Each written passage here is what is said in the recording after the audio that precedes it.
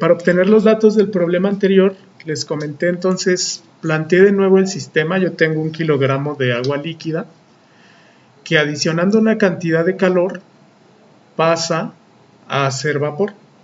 1 kilogramo de vapor en el estado 2. Si yo conozco la presión, puedo calcular o leer de tablas todas las demás variables.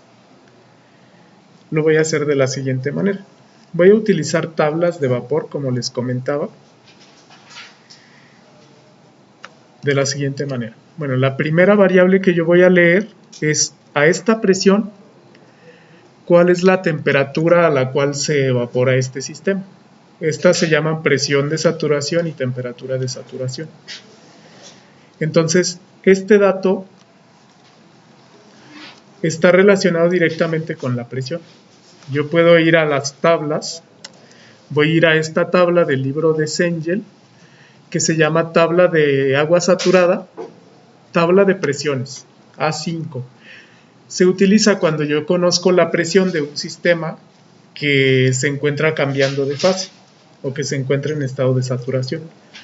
Entonces aquí yo voy a buscar, noten que aquí a la izquierda tengo presión, a la derecha tengo temperatura.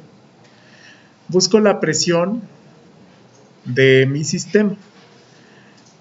Esta es la presión que, bueno, está bien definida porque se refiere a una atmósfera. Y bueno, ahí fijo, todo este renglón son todas las propiedades de ese sistema. Entonces voy a registrar este dato 99.97, es prácticamente 100 grados centígrados. Es la temperatura de saturación. Y bueno, recuerden que este dato se los daba el problema. De aquí sale. Me piden varias cosas, me piden cambio de energía interna, me pide cambio de entalpía. Entonces en cada estado yo voy a registrar. Esto le voy a llamar líquido saturado, a esto vapor saturado. Bueno, se refiere a la fase cuando está justo a punto de evaporarse. Y este vapor es cuando se acaba de evaporar, por eso se le llama saturado. Entonces yo voy a leer volumen específico del líquido saturado, volumen específico del vapor saturado. Voy a leer energía interna específica, le llamo L. Voy a leer energía interna, entalpía del líquido. Voy a leer entalpía del vapor.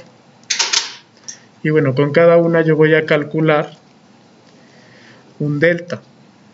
Delta le voy a llamar M a cualquier propiedad, volumen, energía interna o entalpía. Y bueno, va a ser el valor del estado final, que es el líquido, menos el valor del estado inicial, perdón, es el vapor, menos el estado inicial, que es el líquido. Así calculo yo los llamados delta.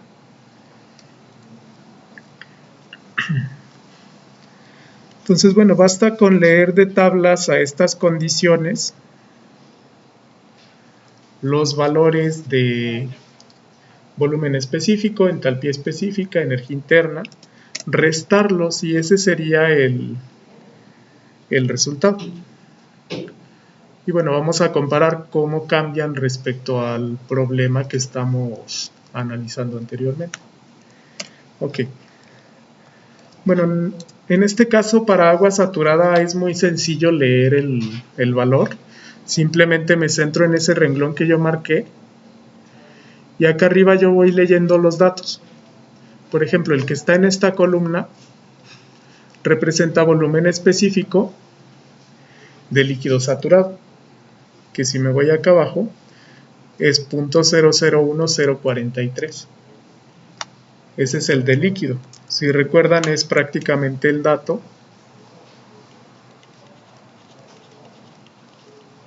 Este es en unidades de metros cúbicos por kilogramo. Es el dato que nos dio el problema. De ahí sale. El de la derecha, 1.6734, viene en la columna siguiente, que es volumen del vapor saturado. Igual en metros cúbicos por kilogramo. Y es 1.6734. Ese de ahí. Entonces yo lo registro.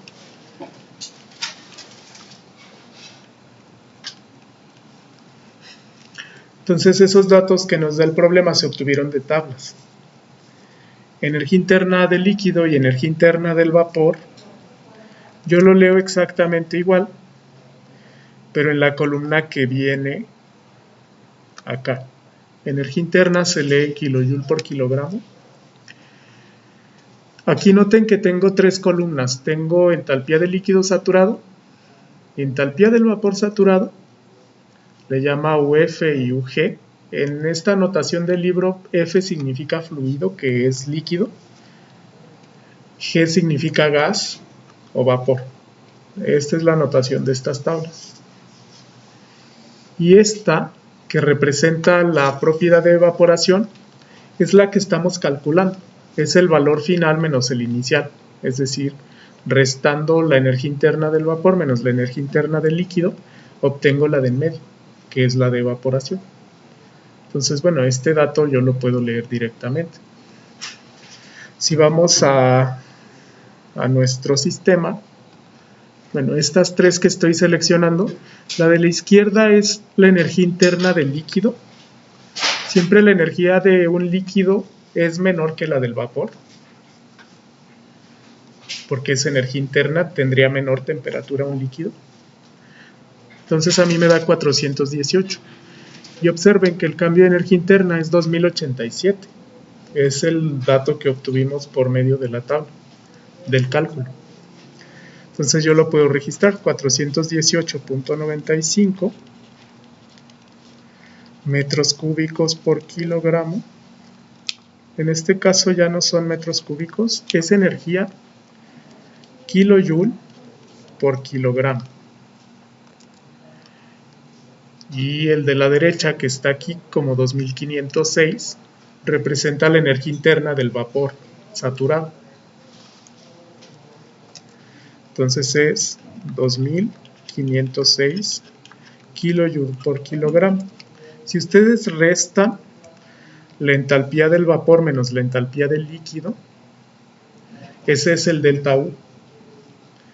Y bueno, es el mismo que nos dio utilizando los cálculos, 2087,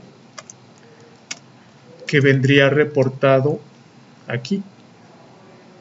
Ese es el dato. También se puede calcular o visualizar utilizando tablas.